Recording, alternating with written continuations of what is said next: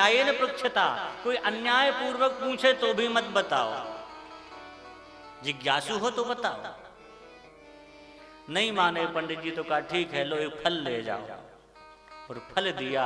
अपनी पत्नी को देना, वो गर्भवती हो जाएगी।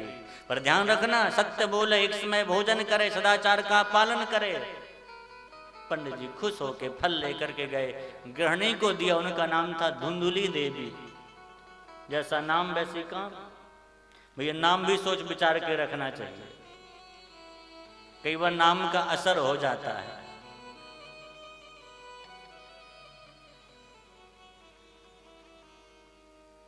फल तो ले लिया पर खाया नहीं इसने। विचार करने लगी, फल भक्षेण गर्भस्यात् गर्भेणोदरी वृद्धता। अगर मैंने फल खा लिया तो मैं गर्भवती हो जाऊंगी। ये धुंधली का मत है, ध्यान रखना। लोग कथाओं को सुनकर के ऐसे ऐसे वाक्य याद कर लेते, बोले भागवत में ऐसा कहा है। लेकिन ये देखो उसको कहने वाला वक्ता कौन है। अब धुंधली की बात को मान लोगे तो फिर सब, ये कहने लगी फल खाऊंगी तो मैं गर्भवती हो जाऊंगी, और गर्भवती हो जाऊंगी तो जब उधर बढ़ेगा, गांव में आग लग जाएगी, सब भाग जाएंगे, मैं दौड़ नहीं पाऊंगी, मैं जल के मर जाऊंगा। इसलिए करी वंध्याचा विधवा नारी सुखनी चेति में मती। इसलिए करी जिसके पुत्र नहीं है वो ही सुखी है। ये धुंधली का मत है, सती पतिव्रताओं का मत नहीं है।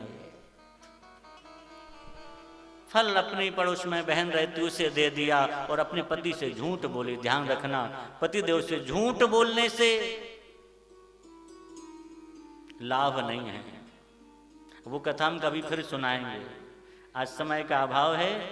केवल माताओं के लिए नहीं, पुरुषों के लिए ये बात लागू होती है। दोनों सामंजस्य का हमारे संतों ने अलग अलग नहीं बात, पक्षपात कहीं नहीं किया है। झूठ ना बोले, इसने असत्य बोला। कालांतर में इसकी बहन को पुत्र हुआ, लेकर के आई, दे दिया। पंडित जी बहुत खुश हुए हैं, और खुश होकर के पंडित जी ने ब्राह्मणों को बुलाया, नांदी मुख श्राद्ध कराया। लेकिन जैसे ही ब्राह्मणों को देखा, सोई कहने लगी ये सब किस लिए आए। कहा बेटा का नामकरण करेंगे, पुत्र हुआ है। इसने कहा इनकी क्या जरूरत, हमारा बेटा, नाम तो हम ही रख लेंगे। ध्यान रखना, ब्राह्मण का आदर होना चाहिए। संतान हो, उसके जन्म का नक्षत्र याद कर लो, समय देखो, फिर किसी पवित्र ब्राह्मण के पास में जाओ, उससे निवेदन करो बालक का इस समय में जन्म हुआ है। फिर ब्राह्मण मुहूर्त देख करके और नक्षत्र देख करके, नक्षत्र का चरण देख करके जब नाम रखेगा, उसी से बालक का उत्थान होगा। पर आज विज्ञान का युग हो गया, आजकल ब्राह्मणों की जरूरत ही नहीं रह गई, कंप्यूटर का युग हो गया। पहले कुंडली बनाने के लिए पंडित जी के पास जाना पड़ता था, आजकल तो कंप्यूटर भी नहीं, मोबाइल में सब कुंडली बन के तैयार। लेकिन राम जी ये कंप्यूटर मोबाइल कुंडली भले ही बना दें, लेकिन आशीर्वाद नहीं दे सकते। आशीर्वाद तो ब्राह्मण ही दे सकते। इसलिए इनके चरणों में जाओ, प्रणाम करो, आप आशीष दो तो हमारे बालक का उत्थान होगा, अभ्युदय होगा। लेकिन धुंधली, इसने ब्राह्मणों को फटकार के भगा दिया और कहा मेरा नाम धुंधली, मेरे बेटे का नाम धुंधकारी होगा।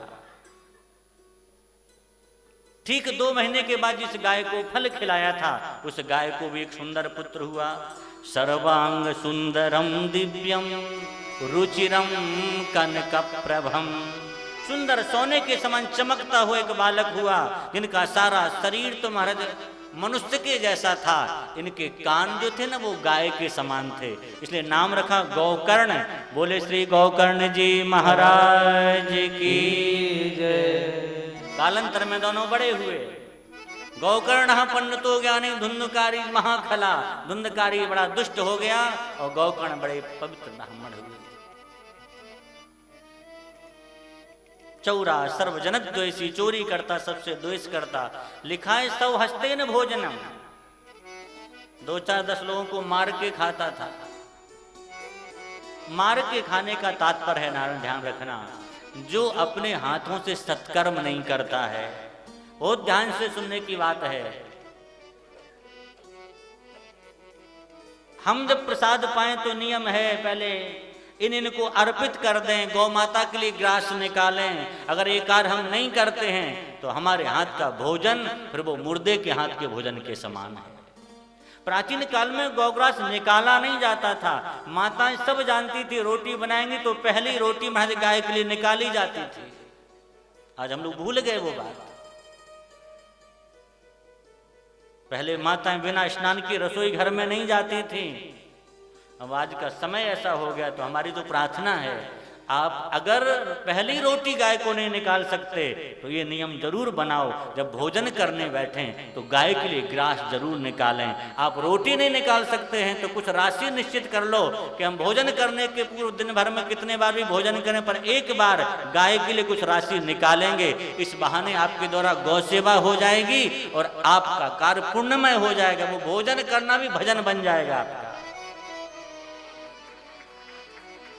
हमारे यहाँ भोजन करना भी यज्ञ करना है। आहुति दी जाती है जठराग्नि में, लेकिन वो कब, जब जिस जिसको अर्पित करने के बाद फिर करेंगे तो वो भोजन भी यज्ञ हो जाएगा। आज ये सदाचार से हीन था धुंधुकारी। माता को दुख देता, पिता को दुख देता। पिता ने सोचा इससे अच्छा तो बेटा नहीं होता तो ठीक था। लेकिन एक दिन मन में वैराग्य हुआ और रोते रोते अपने पुत्र गौकर्ण के पास में आत्मदेव गए। बोले बेटा माम उद्धर दयानिधि, मेरा उद्धार करो। ध्यान रखना, ज्ञान जब लेना हो तो छोटे बन के जाओ। भले ही पिता हैं पर पुत्र के पास जाके करें माम उद्धर दयानिधि, बेटा मेरा उद्धार करो। गौकर्ण जी ने बहुत सुंदर उपदेश दिया। असारहा खलु संसारो दुख रूपी व्यामोह का, सुतः कस्या धनम कस्या स्नेहवान ज्वलते निशम। का पिताजी ना कोई किसी का पुत्र है ना कोई किसी का पिता है। इस संसार के संपूर्ण नाते झूठे हैं, कोई किसी का नहीं। तो राहगीर हैं, यात्री मिले हैं, आज ये मिले कल दूसरा मिल जाएगा। इनमें आसक्ति मत करो। देहे स्थिमांस रुधरे भ्रमतिम त्यजत्वम, जाया सुता दिशु सदा ममतां विमुंच। पश्यानिशं जगदिदं क्षणभंग निष्ठा, वैराग्य राग रसिको भव भक्ति निष्ठा। कहा पिताजी वैराग्य राग के रसिक हो जाओ। शरीर हमारा नहीं, शरीर से संबंध रखने वाले लोग भी हमारे नहीं। हमारे वृंदावन के एक महात्मा कहते थे, हम कहते ये हमारा, ये हमारा, ये हमारा, घर हमारा, मकान हमारा, दुकान हमारी। हमारे पिताजी भी कहते थे हमारी। वो चले गए, घर मकान वहीं रह गया। हम भी चले जाएंगे, घर मकान वहीं रह जाएगा। वो कहते थे एक रोए के हम मालिक नहीं हैं। बाल सफेद हो जाते, रोया झड़ जाते, उन्हें तो रोक नहीं पाते। वो कहते हमारा ये और इसलिए हमारा कुछ नहीं है, सब परमात्मा का है। भगवान का मान करके कुछ करोगे राम जी, इस परिवार की सेवा तो भगवान का मान के जब परिवार की सेवा करोगे तो परिवार की सेवा करना भी भक्ति हो जाएगी। भगवान का दिया हुआ परिवार, ये माने हम। गौकर्ण जी ने सुंदर ज्ञान दिया है और आत्मदेव जी महाराज उस ज्ञान को पाकर के वृंदावन चले गए हैं। दो ही बातें गौकर्ण जी ने विशेष रूप से बताई हैं। सेवा कथा रसमहो नितराम पिबत्वम। सेवा और कथा ये दो चीजें जीवन में आ जाएं तो उद्धार हो जाएगा। सेवा को कभी छोटी ना माने। जो सेवा हमें मिल जाए भाव से करो। भगवान ने बड़ी कृपा की, ये सेवा का अवसर हमें दिया और निरंतर भगवान की कथा सुनो। ये दो काम जिसने कर लिए उसका भव सागर से उद्धार हो जाएगा। और दो चीजें छोड़ देनी चाहिए। वो छोड़ने वाली चीजें क्या है? कहते अन्यस्य दोष गुण चिंतनमाशु मुक्त्वा। दूसरों में दोष देखना छोड़ दो और दूसरे के गुण भी मत देखो। गुण देखोगे तो भी बंधन होगा, क्योंकि गुण माने होता है रस्सी, और रस्सी बांधने का काम करती है। तोता मीठा बोलता है तो बांध लिया जाता, पिंजड़े में बंद कर देते हैं। इसलिए ना किसी में गुण देखो ना किसी में दोष देखो, भगवान का चिंतन करते जीवन व्यतीत करो। आज आत्मदेव पंडित जी सुनकर के प्रसन्न हुए, वृंदावन चले गए। इधर धुंधुली अकेली थी, इसने बहुत पीटा माँ को धुंधुकारी ने। वो भी बेचारी रात में जाके कुएं में गिर के उसने प्राणों को त्याग दिया। 5-5 वैश्याओं को इसने घर में रखा। एक दिन उन्होंने इसके गले में फांसी का फंदा लगा के लटका दिया। यह मर करके भयंकर ब्रह्म राक्षस बना। गौकर्ण जी को पता चला, उन्होंने गया में जाकर के श्राद्ध किया और जैसे ही लौट के आए तो कभी हाथी, कभी घोड़ा, कभी अग्नि, कभी भेड़िया दिखाई दे। अरे बोले भाई तुम हो कौन? बड़ी जोर से रोया, कुछ बोल ना सका क्योंकि प्रेत आत्माएं बहुत दुखी होती हैं।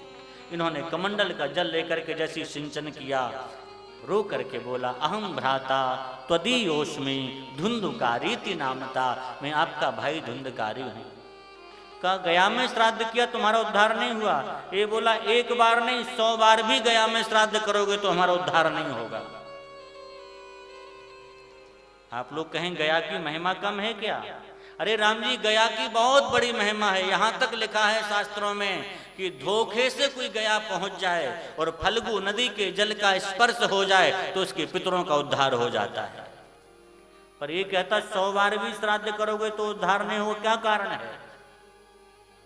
2 कारण हैं केवल इसके। एक तो इसने अपने माता पिता को कष्ट दिया था। बहुत ध्यान से सुनना आप लोग, जो अपने माता पिता को दुख देता है उसका उद्धार गया तीर्थ भी नहीं कर सकता है। राम जी, माता पिता की सेवा करनी चाहिए, पुत्र का धर्म है। और दूसरा कारण ये भी था, ये उनके परिवार का नहीं था, क्योंकि श्राद्ध उसी का लगता है जो उसका रक्त संबंध हो। ये तो दूसरे से खरीदा हुआ था, इस कारण से उद्धार नहीं हुआ। उद्धार कैसे हो? प्रातः काल होते गौकर्ण जी ने भगवान सूर्य से पूछा, जो बंधन में पड़ा हो उसकी मुक्ति का उपाय क्या है? भगवान सूर्य ने कहा, श्रीमद् भागवती वार्ता प्रेत पीड़ा विनाशिनी सप्ताहोपि तथा धन्या कृष्ण लोक फलप्रदा। बोले भागवत की कथा ऐसी है जो प्रेत पीड़ा को दूर करने वाली है। अब तो गौकर्ण जी ने कथा प्रारंभ की। प्रेत वायु रूप होते एक बांस में आकर के बैठा। पहले दिन की कथा में प्रथम ग्रंथि का भेदन हुआ। जैसे 7 दिन की कथा पूरी हुई, बांस फट गया, ये दिव्य रूप धारण करके प्रकट हो गया। बोल भक्त वत्सल भगवान की जय। असुर नहीं, राक्षस, एक ब्रह्म राक्षस हो चुका था और कथा ने इसको देवता बना दिया। विमान आया इसको लेने के लिए। विमान में बैठ के भाई को प्रणाम करके जाने लगा तो गौकर्ण जी ने पूछा भगवान के पार्षदों से कि भाई इतने श्रोता थे, विमान एक ही क्यों आया? सबके लिए आना चाहिए। सुना तो सब नहीं है। तो उन पार्षदों ने कहा, श्रवणम तु कृतम सर्वै न तथा मननम कृतम। बोले श्रवण तो सबने किया पर मनन नहीं किया ठीक से। यथा प्रेतेन मननम कृतम अथवा यथा धुंधुकारिणा मननम कृतम तथा सर्वैना मननम कृतम। जैसा धुंधुकारी ने मनन किया ऐसा किसी ने मनन नहीं किया। इसलिए भाई कथा सुनो, सुनकर के चिंतन मनन जरूर करो तो वो कथा लाभ करेगी हमको। गौकर्ण जी ने दोबारा कथा की है। पूरे दिन कथा होती, रात भर कीर्तन होता।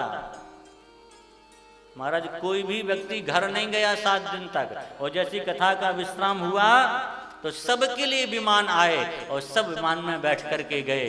पर गौकर्ण के लिए विमान नहीं आया, भगवान खुद आया। भगवान ने सोचा अगर गौकर्ण को भी विमान में ले गए तो लोग कहेंगे भगवान के यहाँ न्याय नहीं है। फिर तो वो कहावत लोग कहेंगे, अंधेर नगरी चौपट राजा, टके सिर भाजी टका सिर खाजा। सब एक ही भाव में। मानो गौकर्ण के लेने को भगवान आयो। गौकर्णम तु समालिंगो। गौकर्ण को भगवान ने अपने हृदय से लगाया है। मानो ठाकुर जी कह रहे हैं, जो निष्काम भाव से केवल एक संकल्प लेकर के कथा करता है कि श्रोताओं के हृदय में भगवत भक्ति विराजमान हो जाए, भगवान कहते ऐसे वक्ता को लेने के लिए मैं खुद आता हूं, अपने हृदय से लगा करके लेके जाता हूं। सब भगवान के धाम गए हैं। इसके उपरांत फिर सप्ताह कथा सुनने की विधि है। कैसे सुननी चाहिए? विधि उनके लिए है जो सकाम अनुष्ठान कराएं। यहाँ तो कोई सकामता जीवन में है ही नहीं, न वक्ता न श्रोताओं को, सब निष्काम भाव से श्री कृष्ण का प्रेम प्राप्त हो जाए। क्योंकि आयोजक भी श्री कृष्ण प्रिया महिला मंडल है, तो भगवान का प्रेम प्राप्त हो, इसी के लिए कथा हो रही है। तो इसमें विधि की आवश्यकता नहीं, केवल विधि यही है सबसे बड़ी कि हम प्रेम से कथा सुने। बस कथा प्रेम से सुन ली, संपूर्ण विधि का पालन हो गया। एक उपसंहार में बात कही, उसे कह के हम विश्राम करेंगे। यमराज ने जब अपने दूतों के हाथ में पास मुदगर देखा, स्वपुरुषमपि वीक्ष पास हस्तम, तो उनको अपने पास इशारे से बुलाए, इधर आओ। जैसे वो आए तो बोले एक बहुत बहुत आवश्यक बात है, ऐसे नहीं बताएंगे, फिर बोले कान में कहेंगे। आप लोग जानते कान में जो बात कही जाती बहुत महत्वपूर्ण होती, दूसरा ना सुन ले। अब यमराज ने अपने दूतों के कान में कौन सी बात कही होगी? देखो वैसे किसी की कान में कही बात सुन लो तो बताना नहीं चाहिए, लेकिन यमराज ने जो कहा वो वेद व्यास भगवान ने सुन लिया और सुन करके भागवत में लिख दिया। जब लिख दिया तो हम भी आपको बताए देते हैं, इससे सबका लाभ होगा, इसलिए बताना चाहिए। कहा तुम मृत्यु लोक में जा तो रहे हो, स्वपुरुषमपि वीक्ष पास हस्तम वदतु यमः कुलतस्य कर्ण मूले, कान के पास मुख ले जा करके कहा कि ध्यान रखना मृत्यु लोक में जाओ, पर जो व्यक्ति भगवान की कथा में बैठा हो वो बड़े से बड़ा पापी भी क्यों ना हो, उसे लेकर के कभी मत आना, क्योंकि वो तो भगवान के धाम जाएगा। भैया जो कथा सुनता है उसको तो भगवत पार्षद लेने के लिए आते हैं, वह यमलोक नहीं जाता है। ऐसी भागवत की मंगलमयी कथा महात्मा के उपसंहार में संकीर्तन हुआ। उस कीर्तन को करने के लिए सब पधारे हैं। कौन कौन आया? बोले प्रहलाद स्थालधारी, तरल गतितया उद्धव कांसधारी, वीणाधारी सुरर्षि स्वर कुशलतया, राग करता अर्जुनो भूत, इंद्रो वादी मृदंगम, जय जय सुकरः कीर्तने थे कुमारा, यत्राग्रे भाववक्ता सरश्चनया व्यासपुत्रो बभूव। कथा के उपसंहार में अद्भुत संकीर्तन हुआ और संकीर्तन में सब नृत्य कर रहे हैं कौन कौन? बोले प्रहलाद जी ताली बजा रहे हैं। भैया ध्यान रखना, कीर्तन हो तो ताली बजानी चाहिए। अगर कीर्तन में रोज आप ताली बजाओगे, अपने घर पे भी ताली बजा के थोड़ी देर कीर्तन रोज करोगे, तो हम गारंटी ले रहे आपको ये हाथ की रेखाएं किसी ज्योतिषी को नहीं दिखाने पड़ेंगी। भगवान का नाम आपकी अशुभ रेखाओं को बदल देगा। भगवान नाम में बहुत बड़ी सामर्थ्य है। जिस नाम के प्रभाव से नाम जपत मंगल दिस दस हूं, दसों दिशाएं मंगलमयी हो जाती, भला वो हमारा भाग्य नहीं बदल सकता है? तो प्रहलाद तालधारी, प्रहलाद जी ताली बजा रहे हैं। उद्धव कांसधारी, उद्धव जी मजीरा बजा रहे हैं। वीणाधारी सुरर्षि, देवर्षि नारजी वीणा बजा रहे हैं। और आज इंद्र अपने हाथ से स्वयं मृदंग बजा रहे हैं, इंद्रोवादी मृदंगम। और अर्जुन बड़ा सुंदर गाते हैं, तो राग आलाप रहे हैं। और सनत कुमार बीच बीच में कह रहे हैं जय हो जय हो जय हो जय हो, जय जयकार कर रहे हैं। और उस संकीर्तन में जो नृत्य कर रहे वो हैं श्री सुखदेव जी महाराज। यत्राग्रे भाव वक्ता, भाव पूर्वक नृत्य कर रहे। कैसे?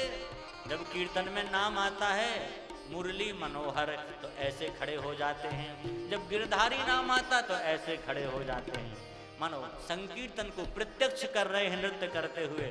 अद्भुत संकीर्तन हुआ है। हम लोग भी संकीर्तन करें। और आज की कथा का यहीं विश्राम। कल ठीक 1 बजे से कथा होगी। आप सब समय से पधारें, क्योंकि कल पूज्य महाराज श्री का पदार्पण होगा।